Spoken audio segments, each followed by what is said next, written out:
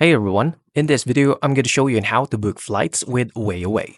First, all you need to do is to go to the official website and select specific location where you want to start your flight. Then after that, choose here onto the second, the place or the destination that you want, and click on to the date. This is the departure.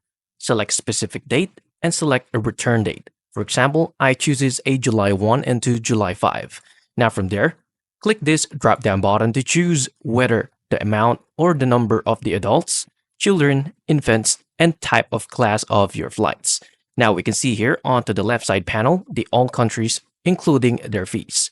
You can also go on United States by selecting this one, and then you can just simply check a specific price. Now after selecting specific flight, choose a specific hotel for you to stay in, which will now go to the booking.com as this is a partner of WayAway. Now from here, click on see availability and wait for it to load.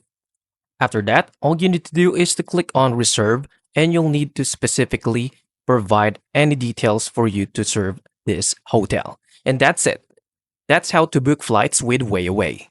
If you find this video helpful, please like and subscribe and I'll see you into the next one. Thank you for watching.